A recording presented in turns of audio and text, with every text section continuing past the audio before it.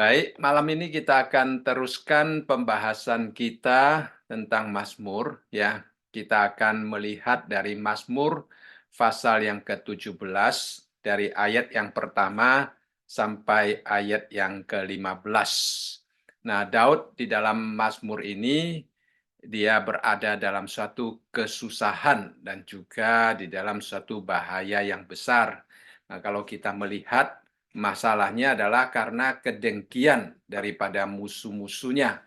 Tetapi Daud juga menunjukkan kepada kita bahwa dia tidak bingung, melainkan datang kepada Tuhan, berdoa kepada Tuhan, dan meminta perlindungan daripada Tuhan.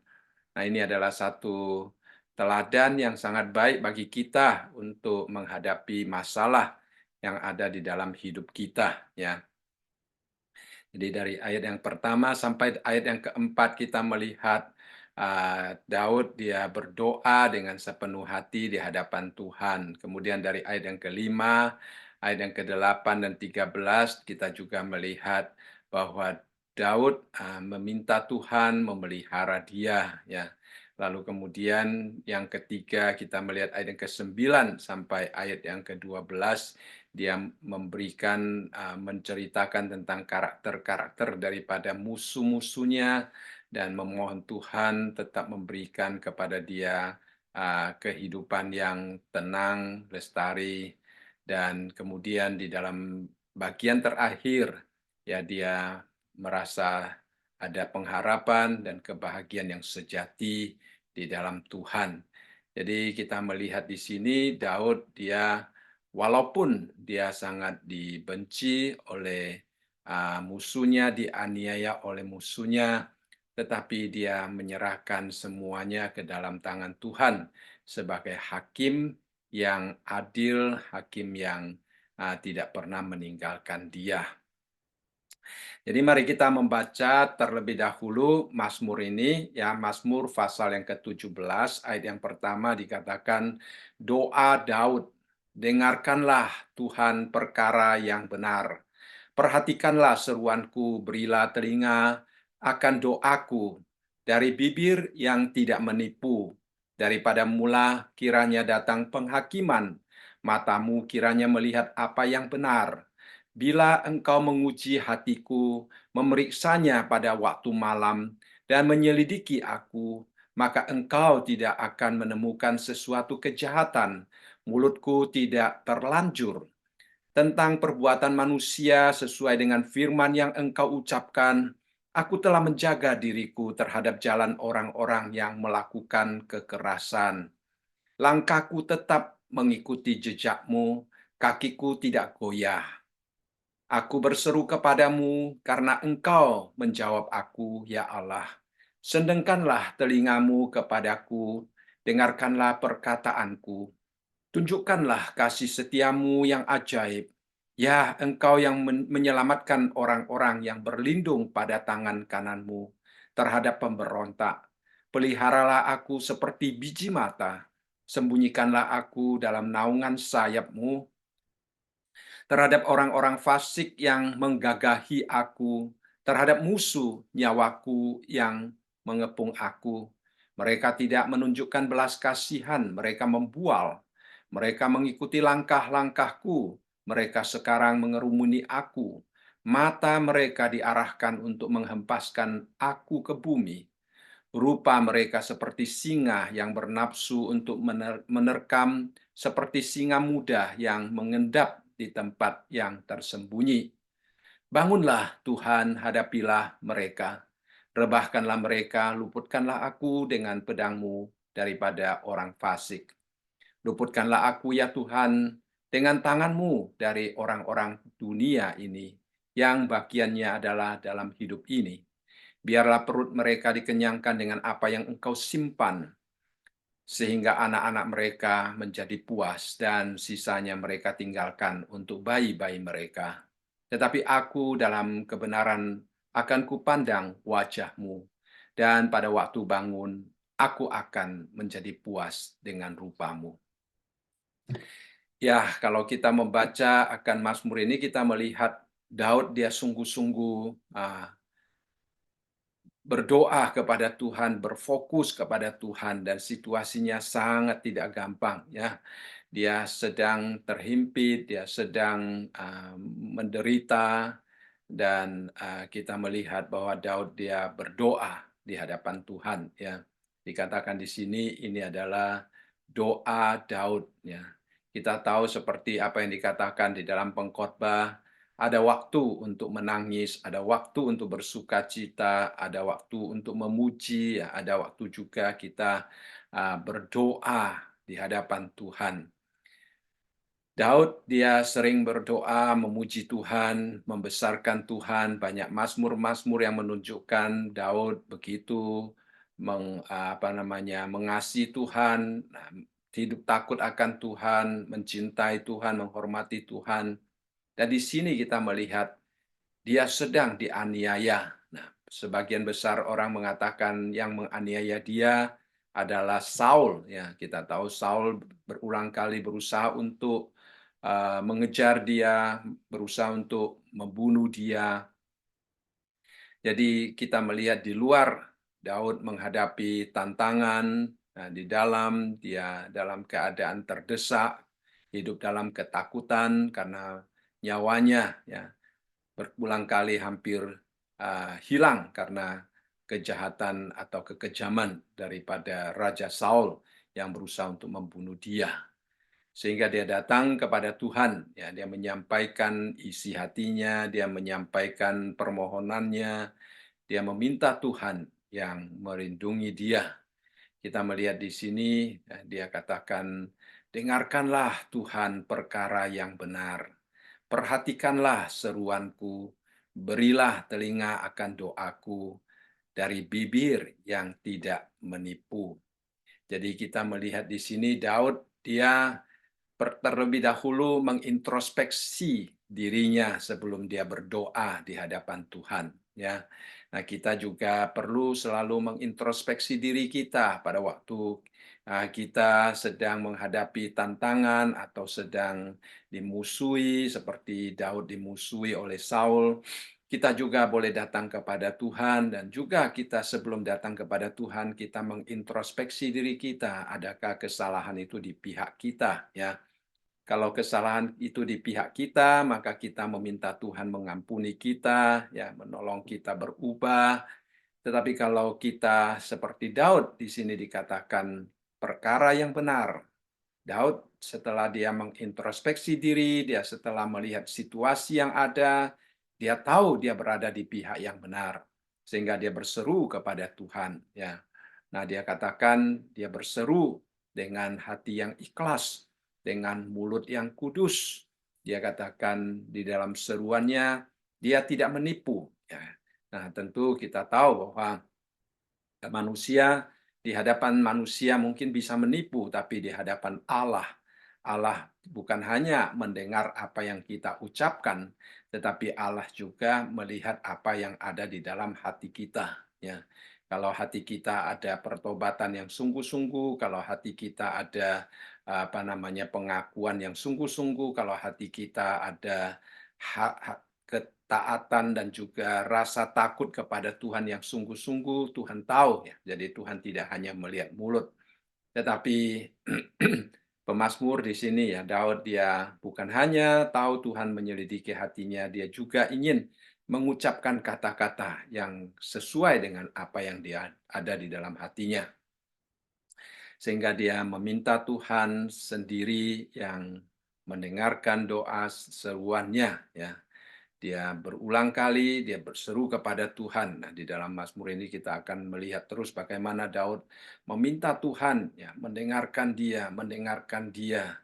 Itu adalah suatu iman yang menunjukkan tentang ketergantungannya yang total ya di hadapan Allah. Dia tahu dia sendiri tidak dapat berbuat apa-apa ya, tetapi dia juga yakin bahwa Tuhan adalah hakim yang adil, Tuhan adalah hakim yang dapat menopang dia. Ya, seperti di dalam ayat yang kedua, dia katakan, daripada mula kiranya datang penghakiman, matamu kiranya melihat apa yang benar. Jadi dari sini kita melihat bahwa Daud seolah-olah dia sedang berada di dalam satu ruang sidang, ya, dan hakimnya itu adalah Tuhan sendiri, dan Tuhan yang akan menghakimi, Tuhan yang akan melihat siapa yang benar dan siapa yang salah. Nah, kita melihat kalau kita mempunyai iman yang demikian, maka di dalam situasi apapun juga, ya, kita tidak perlu takut.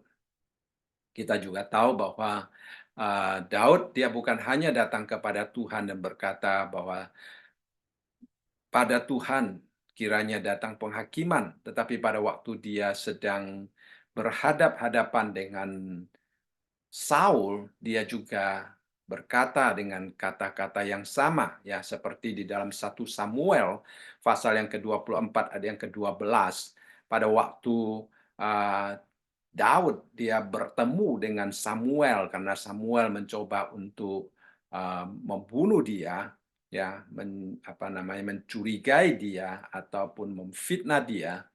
Lalu Daud berkata kepada Samuel, dia katakan, Tuhan kiranya menjadi hakim di antara aku dan engkau. Nah, kalau ayat tadi dia katakan, daripada mula kiranya datang penghakiman. Lalu Daud dalam menghadapi Saul, dia langsung berkata, Tuhan kiranya yang menjadi hakim antara aku dan engkau. Tuhan kiranya membalaskan aku kepadamu, tetapi tanganku tidak akan memukul engkau. Ya, jadi dia mempunyai kesempatan untuk melakukan sesuatu terhadap Saul, tetapi dia tidak melakukannya karena dia menyerahkan otoritas, menyerahkan hak untuk menghakimi ke dalam tangan Tuhan. Ya, dia tidak akan melakukannya sendiri. Jadi kita melihat di sini Daud dia sungguh-sungguh dia datang kepada Tuhan dan dia berkata, daripada mula kiranya datang penghakiman. Dan kita melihat dikatakan matamu kiranya melihat apa yang benar. Jadi Daud dia tahu bahwa tidak ada sesuatu yang tersembunyi di hadapan Tuhan.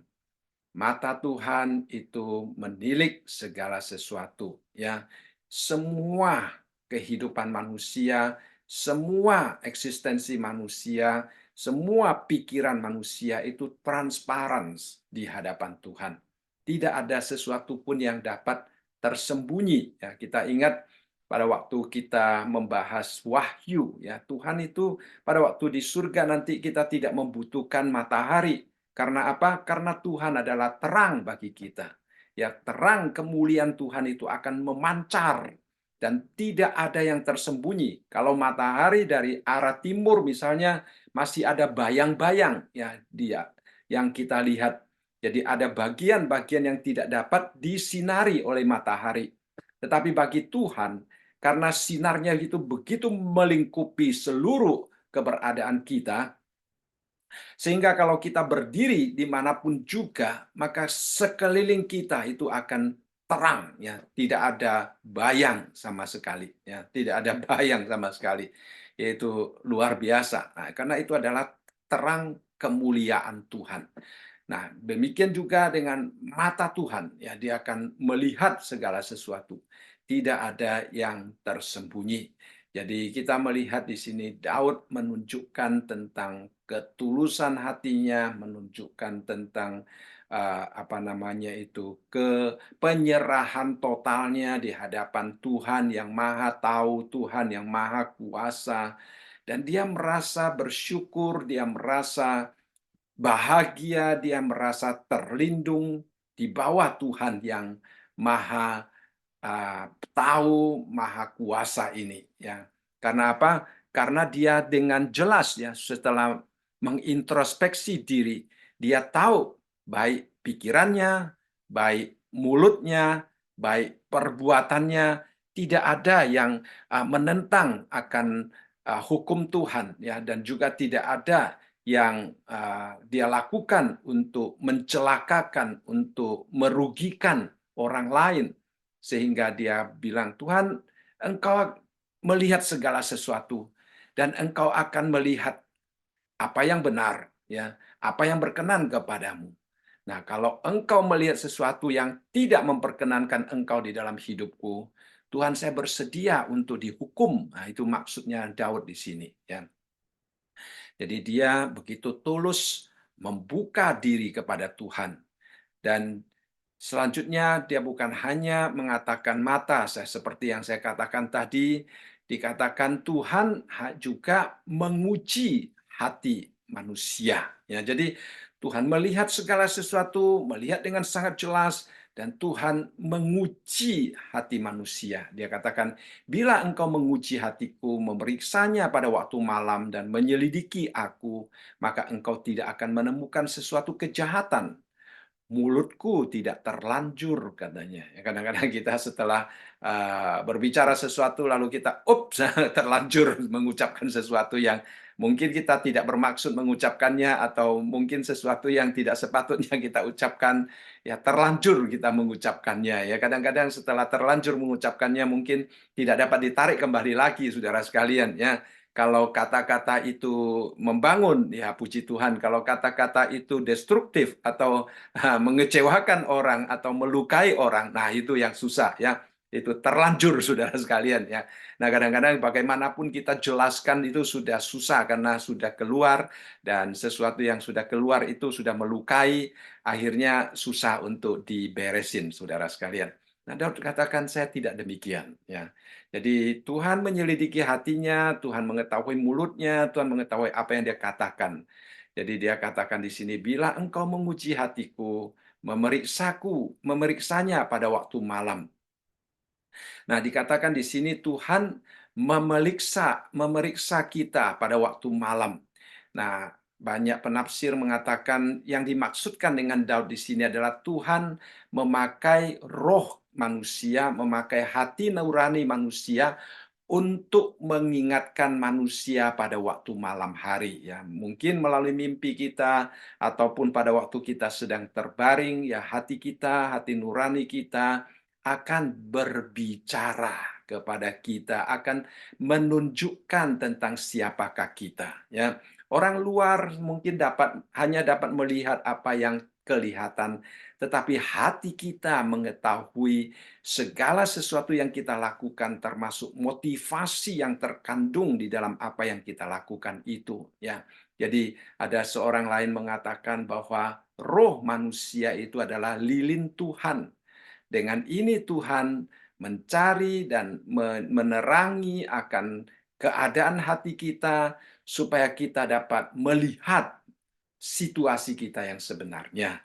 Jadi Tuhan dikatakan di sini pada malam hari dia memeriksa dan menyelidiki, ya kita. Dan Daud mengatakan bagaimanapun engkau menyelidiki, engkau tidak menemukan suatu kejahatan, katanya. Jadi kita melihat di sini Daud setelah dia sendiri melihat dirinya sendiri, dia melihat adanya satu integritas di dalam dirinya sendiri, ya.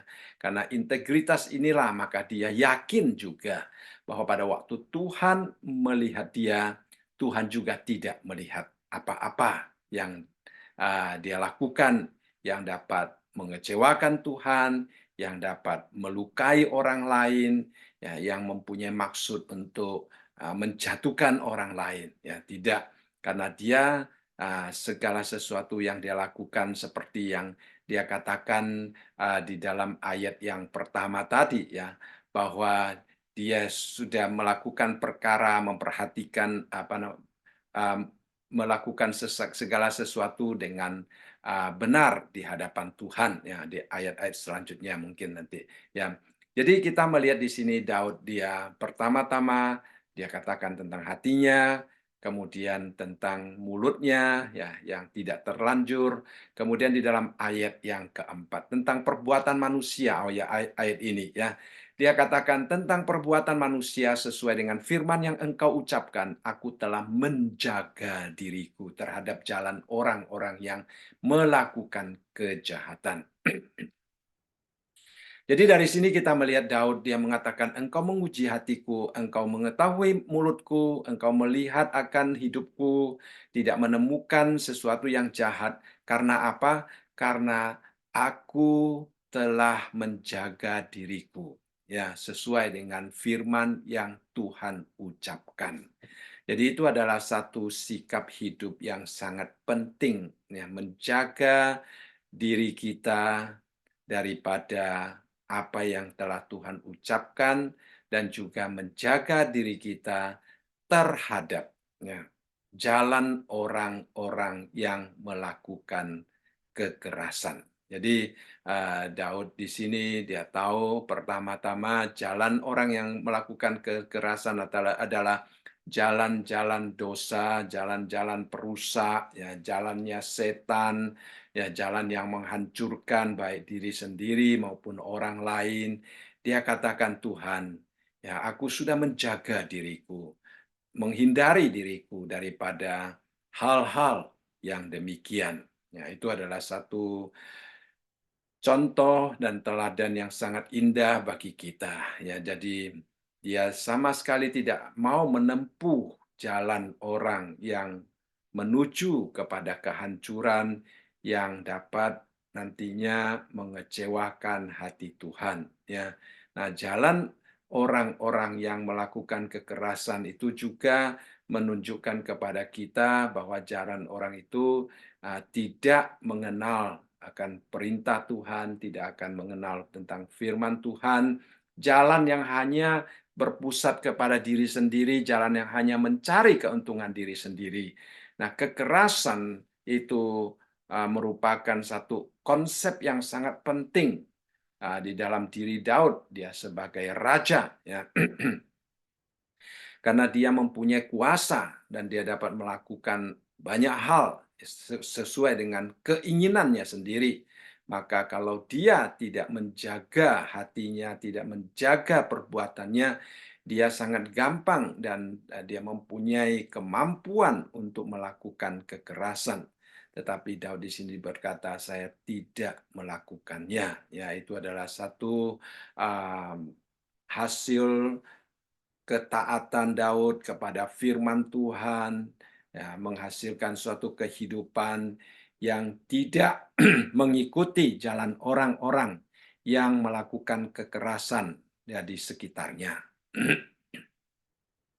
Kemudian kita melihat Daud, dia kembali memohon Tuhan, ya, um, di dalam apa namanya, di dalam 1 Samuel pasal yang ke-26 ayat yang ke-9, Daud pada waktu itu juga tidak mau menghancurkan Saul walaupun dia mempunyai kesempatan untuk menghancurkan Saul.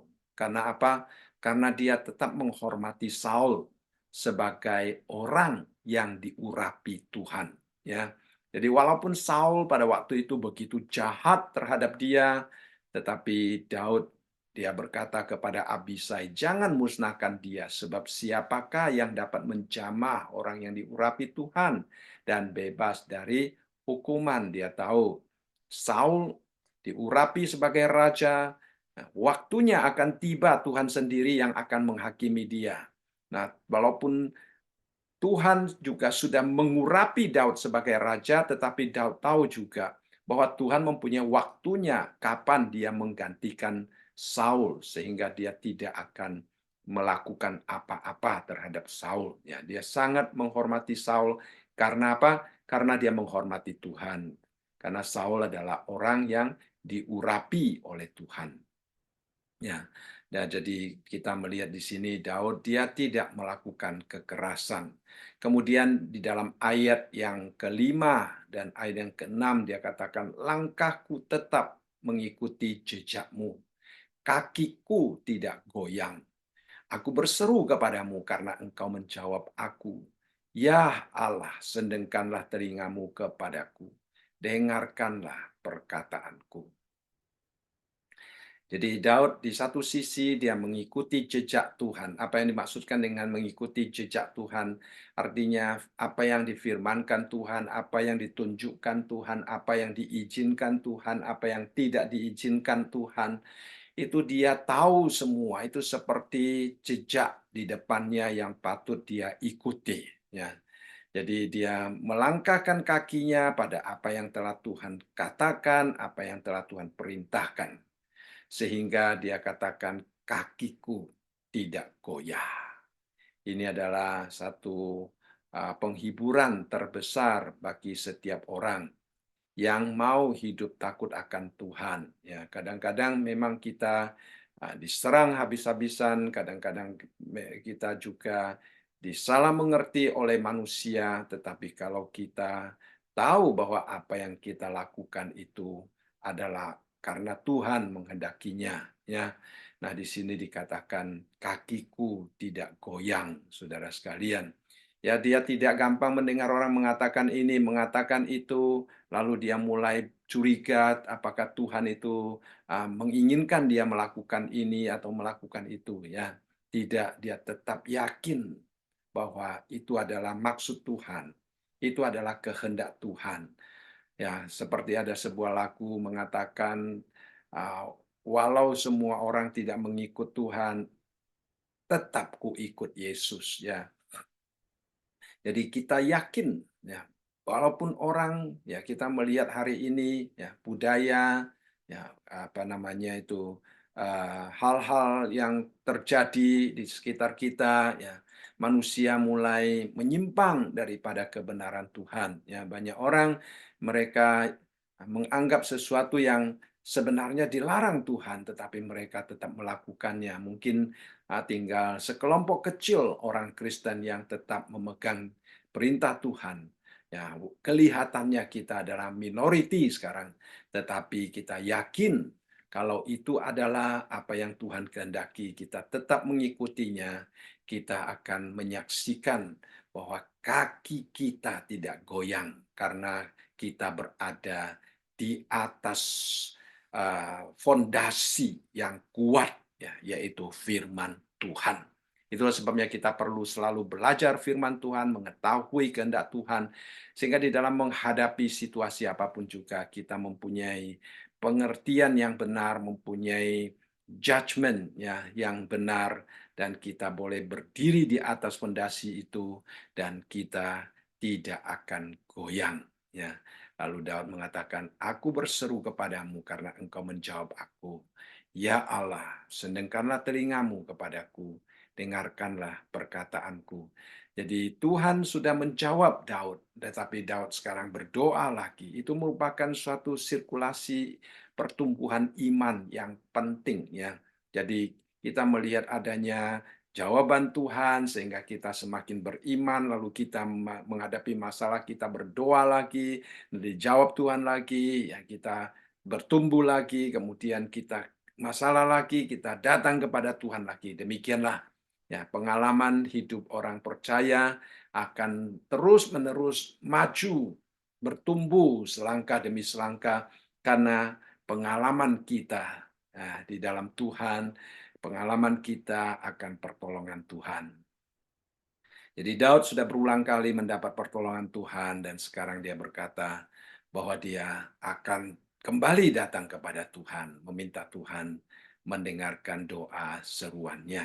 Ya, jadi kita jangan sekali-kali merasa kecewa, ya, merasa putus asa dalam kita datang kepada Tuhan, dalam kita berdoa kepada Tuhan, karena Tuhan tidak pernah meninggalkan kita. Dia akan selalu mendengarkan kita. Tidak ada masalah kita yang terlalu besar, Tuhan tidak dapat menyelesaikannya. Ya, tidak ada kesulitan yang dapat menyulitkan Sang Maha Kuasa, yaitu Tuhan kita. Ya, karena itulah kita boleh seperti Daud, ya. Apapun juga yang terjadi, kita pokoknya mengikuti jejak Tuhan. Kita tidak akan goyah dan kita percaya bahwa seruan kita merupakan ungkapan dari hati yang benar dan mulut yang tulus, maka Tuhan itu mengetahuinya. Tuhan menjawab, ya. Dan kemudian Tuhan akan menyendengkan telinganya lagi pada waktu kita datang kepadanya. Indah sekali, ya, saudara sekalian, sebagai orang Kristen, kita sungguh-sungguh mempunyai jaminan yang begitu kuat tentang kesempatan kita untuk datang kepada Tuhan, untuk mendapatkan pemeliharaan dan juga perlindungan daripada Tuhan kita. Ya, itu adalah satu jaminan yang indah yang Tuhan telah berikan kepada kita. Jadi kita jangan sia-siakan kesempatan untuk berseru kepada Tuhan, ya. Nah, kadang-kadang kita mendengar orang mengatakan jalan buntu adalah permulaan Tuhan, lalu kita berusaha, lalu sampai buntu baru datang kepada Tuhan. Sebenarnya tidak perlu demikian, ya. Seperti lagu What a Friend We Have in Jesus, di dalam ayat yang kedua dikatakan, begitu banyak penderitaan kita alami dengan sia-sia hanya karena kita tidak berdoa kepada Tuhan. Ya, jadi saudara sekalian, kita boleh datang kapan saja. Masalah apa yang terjadi, baik masalah itu berhubungan dengan kesehatan kita, berhubungan dengan pekerjaan kita, berhubungan dengan keluarga kita, berhubungan dengan gereja kita, berhubungan dengan apapun juga ya, negara ya, khususnya di dalam saat-saat negara sedang menghadapi pemilihan umum, kita boleh datang kepada Tuhan ya. Tuhan akan menolong kita, Tuhan akan membuka jalan bagi kita, Tuhan menjawab doa kita. Ya, itu adalah jaminan janji yang Tuhan berikan kepada kita. Kemudian di dalam ayat yang ketujuh kita melihat dia memohon kemurahan Tuhan, ya, memohon kasih setia Tuhan. Dia katakan, tunjukkanlah kasih setiamu yang ajaib, ya engkau yang menyelamatkan orang-orang yang berlindung pada tangan kananmu terhadap pemberontak. Ya, perhatikan di sini ya. Dia memandang sebagai umat Tuhan yang mendapatkan perlindungan daripada Tuhan. Dia menyebut Tuhan sebagai Dia yang menyelamatkan orang-orang yang berlindung pada tangan kanan Tuhan ya, terhadap pemberontak. Jadi dia sangat jelas sekali bahwa itu adalah tangan kanan Tuhan, tangan kanan yang siap untuk menolong setiap orang yang membutuhkan ya perlindungan dan keselamatan daripada Tuhan. Tangan Tuhan tidak pernah terlalu pendek untuk menolong kita. Tuhan tidak pernah menolak untuk mengulurkan tangannya melindungi dan menyelamatkan orang-orang yang hidup bersandar dan berharap di hadapannya. Jadi Daud tahu dengan sangat jelas sehingga dia menyebut Tuhan sebagai Dia ya yang menyelamatkan orang-orang yang berlindung kepadanya. Saudara sekalian, ya ini adalah satu hal yang indah ya. Jadi kita melihat karakter Tuhan itu begitu diyakini, begitu dihormati, dan begitu memberikan kepastian. Ya. Karena apa? Karena dia sungguh-sungguh berharap kepada Tuhan, karena dia mau dengan sepenuh hati menyerahkan diri kepada Tuhan. Dia percaya bahwa Tuhan dapat menghancurkan pemberontak-pemberontak. Ya. Dia tahu bahwa Tuhan itu begitu maha kuasa, sehingga dia mendapatkan perlindungan yang begitu kuat dan teguh di dalam Tuhan. Jadi ini adalah satu hal yang sangat indah. Setelah kita melihat pengenalannya kepada Tuhan sebagai Dia yang menyelamatkan orang-orang yang berlindung pada tangan kanannya terhadap pemberontak, lalu berdasarkan akan pengenalan kepada Tuhan yang demikian, dia berdoa. Ya, jadi saudara sekalian, kita perlu mengenal Tuhan kita dengan benar. Setelah itu doa kita dibangun di atas dasar pengenalan kita kepada Tuhan. Daud mengenal Tuhan itu sebagai pelindung daripada orang-orang yang mau datang kepada dia, sebagai penyelamat daripada orang-orang yang mau datang kepada dia. Lalu doanya itu dibangun di atas pengenalannya yang demikian. Nah, doanya apa, saudara sekalian? Doanya adalah tunjukkanlah kasih setiamu yang ajaib. Ya. Nah, tunjukkanlah kasih setiamu yang ajaib. Jadi Daud di dalam hal ini dia membedakan kasih karunia Tuhan. Ada kasih karunia yang biasa-biasa, ya, kasih setia Tuhan yang biasa-biasa, kasih setia Tuhan yang ajaib. Ya, itu menurut penafsir beberapa penafsir, saudara sekalian. Ya, tapi kalau kita melihat di sini Daud hanya ingin menekankan ya bahwa kasih setia Tuhan itu sungguh-sungguh ajaib. Nah, apa artinya ajaib? Sesuatu yang melampaui ya. Kadang di dalam perjanjian baru Paulus juga mengatakan kita berdoa ya Tuhan akan menjawab doa kita melampaui apa yang kita minta, apa yang kita pikirkan. Nah, itu adalah kasih setia Tuhan yang ajaibnya melampaui, ya, sungguh-sungguh luar biasa. Ya. Dan Daud memohon Tuhan menunjukkan kepadanya kasih setianya. Nah, apa yang dimaksudkan dengan kasih setia adalah suatu kepastian akan pertolongan, perlindungan daripada Tuhan. Ya. Nah, kalau kita meminta seseorang melindungi kita, tetapi kalau orang itu tidak mempunyai kasih setia, maka kita akan sangat khawatir apakah dia akan menolong atau tidak. Ya. Tetapi karena Tuhan itu adalah Tuhan yang penuh kasih setia, bukan hanya penuh kasih setia, bahkan kasih setianya itu ajaib, melampaui akal dan pikiran kita, ya.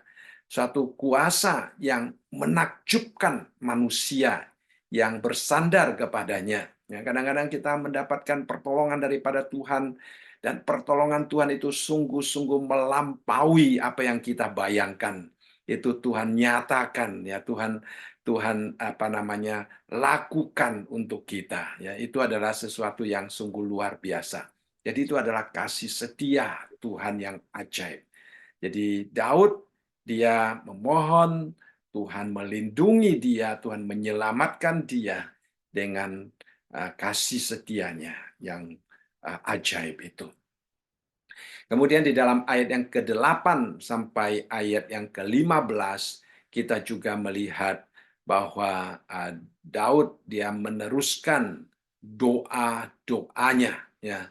Ya, kita dapat melihat beberapa ayat ini dikatakan di dalam ayat yang ke-8, pelihara aku seperti biji mata, sembunyikanlah aku dalam naungan sayapmu.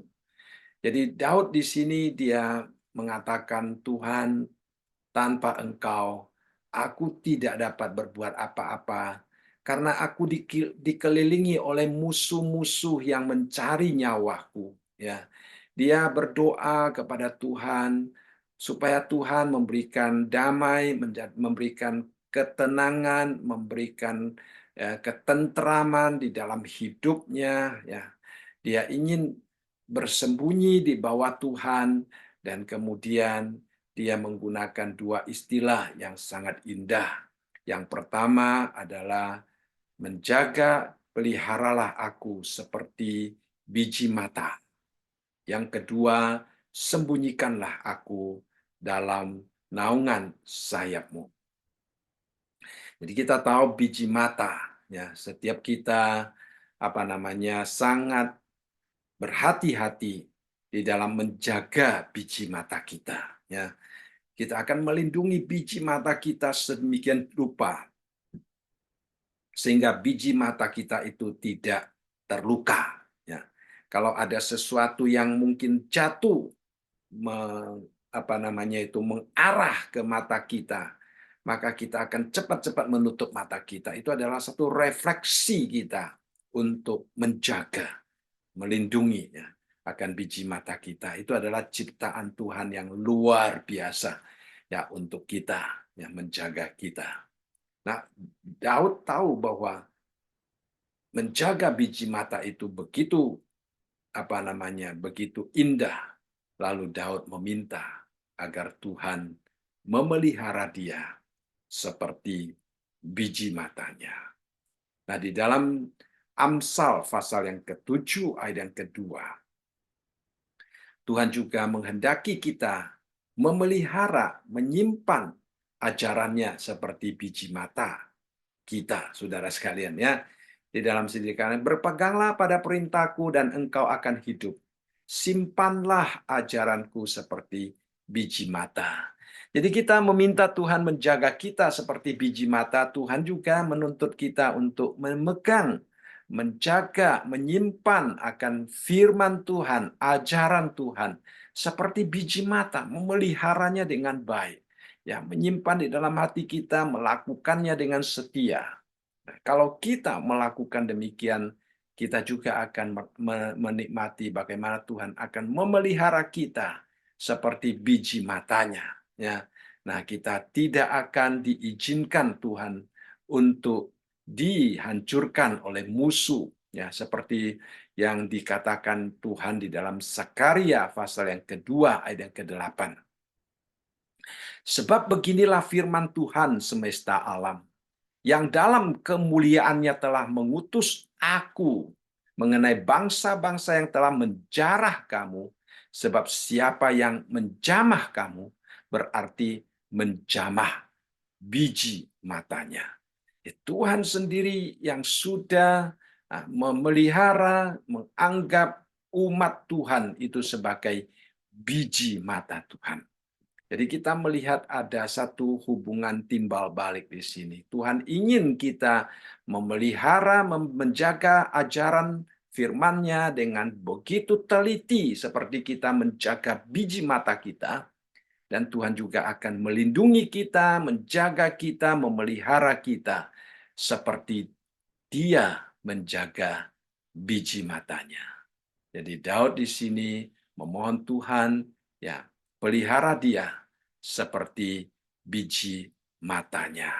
Kemudian kita juga melihat di kalimat yang kedua, dia katakan terhadap musuh nyawaku yang mengepung aku, yang sembunyikanlah aku dalam naungan sayapmu. Ya, jadi Tuhan Yesus pada waktu dia berada di dalam dunia ini, ya, dia juga pernah berkata kepada umat Israel di Yerusalem. Dia sambil mengeluh, sambil menangisi akan Yerusalem. Dia mengatakan, Yerusalem, Yerusalem, engkau yang membunuh nabi-nabi dan melempari dengan batu orang-orang yang diutus kepadamu.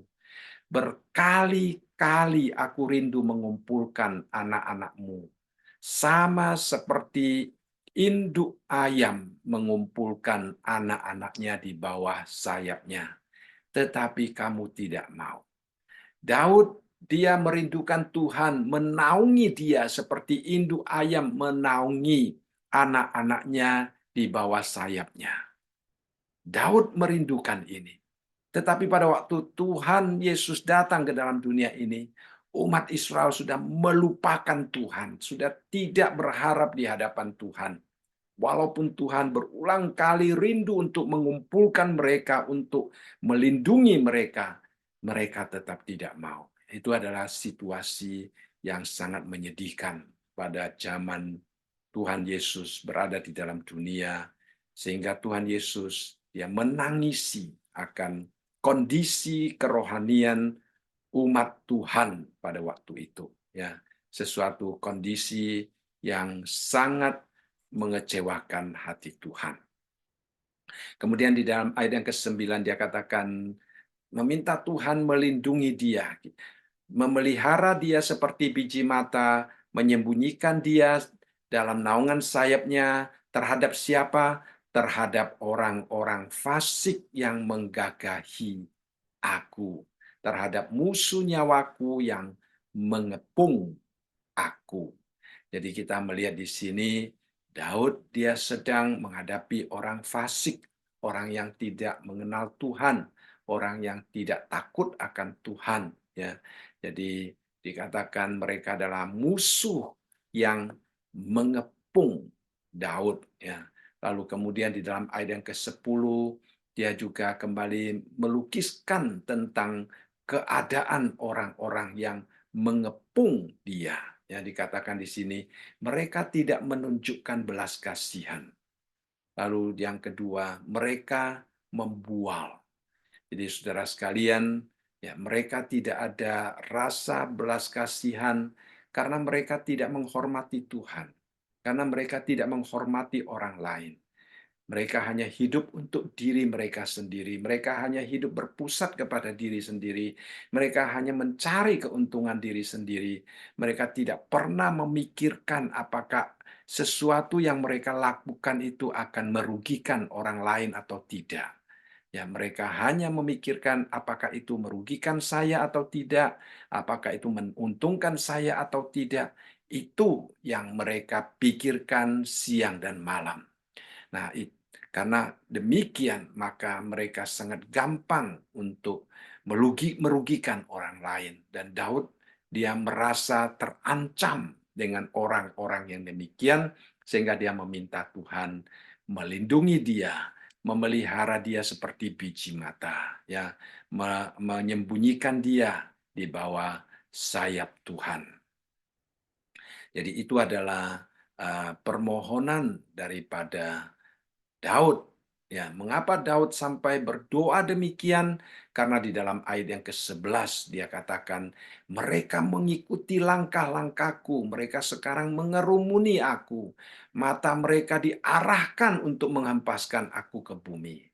Jadi kita melihat di sini Daud, dia di dalam ayat yang ke-9 dia katakan mereka mengepung aku. Nah, mereka bukan hanya mengepung, saudara sekalian, setelah mereka mencapai tujuan mereka, lalu mereka mengelilingi Daud. Nah, saudara sekalian, ya, mengerumuni, mengelilingi, ya, mereka mengarahkan mata mereka untuk menghempaskan Daud ke bumi. Artinya ingin menghancurkan dia. Jadi Daud seolah-olah berada di dalam situasi yang sungguh-sungguh berbahaya, ya. Tetapi dia tidak memandang kehebatan orang-orang yang sedang mengerumuni dia, yang sedang mengepung dia, yang sedang mengarahkan mata mereka untuk menghempaskan dia ke bumi. Kadang-kadang kalau kita mengarahkan mata kita kepada orang-orang yang demikian, hati kita akan kecewa, hati kita akan takut, hati kita akan bimbang, kita akan kehilangan arah. Tetapi Daud dia tidak, ya, dia tidak sama sekali, ya. Dia seolah-olah orang ini tidak bereksis. Karena apa? Karena dia tahu Tuhan dapat memelihara, melindungi dia. Sehingga Daud datang kepada Tuhan. Fokusnya bukan kepada orang jahat, tetapi fokusnya kepada Tuhan yang menunjukkan kasih setianya yang ajaib itu.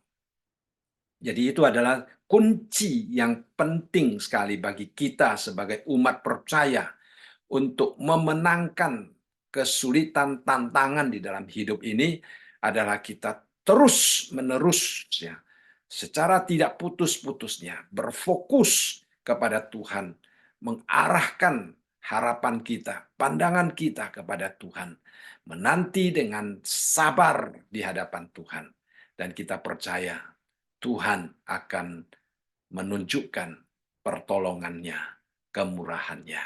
Ya. Lalu di dalam ayat yang ke-12 dikatakan, rupa mereka seperti singa yang bernafsu untuk menerkam, seperti singa muda yang mengedap di tempat yang tersembunyi. Ya. Jadi kalau memang benar Daud sedang dikejar oleh Saul, maka gambaran ini sungguh-sungguh jelas, ya. Kita tahu bagaimana Saul itu sungguh-sungguh seperti singa yang bernafsu menerkam Daud, ya. Tetapi kita melihat di dalam ayat yang ke-13, ya, dia kembali tidak berfokus kepada rupa mereka. Dia berfokus kepada Tuhan. Dia katakan apa? Bangunlah Tuhan, hadapilah mereka, rebahkanlah mereka, luputkanlah aku dengan pedangmu daripada orang fasik. Jadi sekali lagi Dia tidak berfokus kepada kejahatan orang, dia berfokus kepada Tuhan yang dapat melakukan segala sesuatu. Dia tahu ini adalah satu peperangan rohani yang dia tidak mampu mengalahkan dengan kekuatannya sendiri. Sehingga dia katakan kepada Tuhan, Tuhan hadapi mereka. Nah, tugas kita apa, saudara sekalian, kalau kita meminta Tuhan hadapi mereka? Tugas kita seperti apa yang Daud katakan tadi. Aku sudah menyelidiki diriku. Aku menjaga diriku sesuai dengan perintah-perintahmu. Ya, mulutku tidak menipu. Mulutku, lidahku tidak terlanjur. Ya, jadi tugas dia adalah selalu mengintrospeksi diri, menjaga diri supaya selaras seimbang dengan apa yang Tuhan minta, supaya dia hidup menyenangkan Tuhan. Itu saja yang dia jaga. Dan selebihnya, ya, selebihnya dia katakan Tuhan, ya, engkaulah yang menghadapi mereka. Ya, kadang-kadang kita sendiri yang mencoba untuk menghadapi orang-orang yang melakukan kejahatan terhadap kita. Akhirnya kita akan sangat kecewa, sangat putus asa. Ya, akhirnya kita merasa tidak mampu, tidak berdaya. Ya. Tetapi Daud dia tidak melakukan hal yang demikian. Dia katakan Tuhan, hadapi mereka. Nah, tugas Daud adalah menyelidiki hatinya, ya, lalu kemudian hidup sesuai dengan apa yang Tuhan perintahkan. Itu yang terpenting di dalam hidupnya. Jadi kita melihat permohonannya meminta Tuhan menghadapi mereka dengan cara merebahkan mereka. Kemudian juga dia katakan, luputkanlah aku dengan pedangmu daripada orang fasik. Tuhan meluputkan dia dengan apa? Dengan pedang Tuhan. Tadi dikatakan tangan Tuhan. Sekarang kita melihat tangan Tuhan memegang pedang Tuhan untuk membela orang-orang yang hidup taat dan takut kepadanya. Jadi kita tahu bahwa di tangan Tuhan ada kesetiaan Tuhan, ada kekuasaan Tuhan, ada pedang Tuhan yang siap untuk melindungi, ya, setiap orang yang hidup bersandar kepadanya. Jadi kita melihat di sini sesuatu permohonan Tuhan yang sungguh luar biasa, yang permohonan Daud yang sungguh luar biasa berdasarkan kepada imannya, ya, sehingga dia tidak mencoba untuk menyelesaikan masalah itu dengan dirinya sendiri, dia tidak mencoba untuk menghadapi orang-orang yang memusuhinya dengan dirinya sendiri, tetapi dia menyelidiki dirinya di hadapan Tuhan dan meminta Tuhan sendirilah yang bertindak sesuai dengan keadaannya. Nah, selain daripada Tuhan meluputkan dia dengan pedang, lalu kemudian di dalam ayat yang ke-14, kembali dia berkata, luputkanlah aku ya Tuhan dengan tanganmu dari orang-orang dunia ini yang bagiannya adalah dalam hidup ini. Perhatikan kalimat ini ya. Orang-orang dunia ini bagiannya adalah dalam hidup ini. Artinya apa? Artinya mereka tidak mempunyai pengharapan akan dunia kekal, kerajaan Allah yang kekal yang Tuhan sediakan. Ya, mereka hanya mendapat bagian dalam hidup ini saja. Nah, saudara, kita tidak hidup hanya untuk hidup ini saja. Ya, kita tahu hidup ini adalah masa-masa di mana kita membangun, ya, untuk mendapatkan suatu hasil yang memiliki nilai kekekalan di dalam kerajaan Allah. Jadi hidup kita bukan hanya untuk hidup ini. Hidup kita untuk memuliakan Tuhan dan untuk dipakai dalam pembangunan kerajaan Tuhan. Lalu dikatakan juga selanjutnya, biarlah perut mereka dikenyangkan dengan apa yang engkau simpan.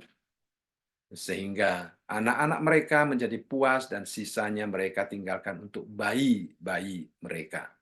Artinya apa, saudara sekalian? Apa yang Tuhan simpan? Nah, banyak penafsir menjelaskan, ya, itu adalah amarah Tuhan, itu adalah hukuman Tuhan, ya, itu adalah cara Tuhan membalas orang-orang yang menindas orang-orang kudus, orang-orang yang hidup takut akan Tuhan. Jadi Daud tahu, ya, dia sendiri tidak akan melihat apa yang baik, ya, yang dia akan alami mungkin, ya, di dalam hidupnya, tetapi dia yakin satu hal, bahwa Tuhan mempunyai sesuatu yang dia simpan untuk mereka yang hidup di dalam kefasikan, hidup tidak takut akan Tuhan. Jadi kadang-kadang kita melihat ada orang hidupnya sepertinya sangat lancar, ya, sangat makmur di tengah-tengah kejahatan mereka. Kita jangan iri hati, ya, karena ada saatnya nanti di mana Tuhan akan bertindak terhadap mereka. Ya, Tuhan akan memberikan apa yang sepatutnya bagi mereka. Di sini menggunakan istilah mengisi perut mereka. Artinya makanan mereka adalah penghakiman daripada Tuhan. Dan kemudian di dalam ayat yang terakhir di dalam Mazmur ini kita melihat dikatakan tetapi aku. Nah, saudara, tetapi aku ini merupakan perbandingan antara mereka, ya, yang hidup tidak takut akan Tuhan dengan Daud yang hidup takut akan Tuhan. Dia katakan, tetapi aku dalam kebenaran akan kupandang wajahmu. Ya, sekali lagi, saudara sekalian, Daud di dalam menghadapi orang-orang yang memusuhi dia, yang dia fokuskan bukan bagaimana mengalahkan, menghancurkan musuhnya. Yang dia fokus adalah dalam kebenaran. Dia memandang Tuhan. Ini yang dia fokuskan. Dan dikatakan pada waktu bangun aku akan menjadi puas dengan rupamu. Jadi itu yang dia fokuskan. Dia tidak peduli bagaimana musuh akan bertindak terhadap dia. Dia tidak peduli apa yang akan hilang di dalam hidupnya. Dia tidak peduli akan kerugian yang akan dia alami. Yang dia pedulikan, yang dia fokuskan adalah dalam kebenaran akan kupandang wajahmu. Ya, dia akan terus-menerus memandang Tuhan, berharap di hadapan Tuhan dengan satu kehidupan yang dikehendaki oleh Tuhan, yaitu hidup dalam kebenaran. Sehingga dikatakan pada waktu bangun aku, ya. Jadi pada waktu bangun. Nah, kadang-kadang itu menggambarkan tentang masalah-masalah kita, ya, masalah-masalah paling dirasakan kalau ada unek-unek yang ada di dalam hati, kalau ada pergumulan yang ada di dalam hati, kalau ada kesulitan yang tidak terpecahkan di dalam hidup, itu paling dirasakan pada malam hari. Pada waktu kita tidur. Ya, kadang-kadang membuat kita tidak bisa tidur. Kadang-kadang membuat kita mendapatkan mimpi-mimpi yang menakutkan. Sehingga pada waktu bangun, saudara sekalian, kita sungguh-sungguh menambah beban di dalam hidup kita. Tetapi Daud tidak demikian. Masalah di luar banyak. Karena dia berfokus kepada wajah Tuhan. Dia memandang Tuhan senantiasa. Maka pada waktu bangun, ya, dia puas. Artinya sepanjang malam dia juga selalu dikenyangkan dengan kehadiran Tuhan yang indah. Dia merasakan kehangatan Tuhan. Dia merasakan kedekatan Tuhan. Sehingga pada waktu bangun dia sudah puas, ya, dengan rupa Tuhan. Itulah kiranya yang menjadi pengalaman setiap kita di dalam kita mengikut Tuhan. Ya, saudara sekalian, hidup di dalam dunia, walaupun kita sudah menjadi orang Kristen, Walaupun kita setia kepada Tuhan, tetapi kita tidak akan terluput daripada masalah-masalah. Kita tidak akan terluput daripada orang-orang yang mencoba melakukan kejahatan terhadap kita. Bahkan kita tidak tahu ya ada orang yang mungkin sedang merencanakan sesuatu untuk menghancurkan kita. Kita tidak tahu. Tetapi yang kita perlu fokuskan adalah Tuhan yang Maha Kuasa, yang menunjukkan perlindungannya kepada orang yang berharap kepadanya, yang menyelamatkan orang yang sungguh-sungguh berlindung di bawah sayapnya. Itu yang perlu kita fokuskan. Dan selebihnya, itu adalah tugas Tuhan. Kita serahkan Tuhan, dan Dia akan menunjukkan perlindungannya. Ya, kiranya Tuhan menolong kita, ya. Nah, kita tidak meminta supaya masalah dikurangi, tetapi kita meminta Tuhan menyatakan kehadirannya, perlindungannya lebih nyata di dalam hidup kita. Baik, saya rasa malam ini kita belajar sampai di sini. Ya, mari kita sekali lagi masuk dalam doa.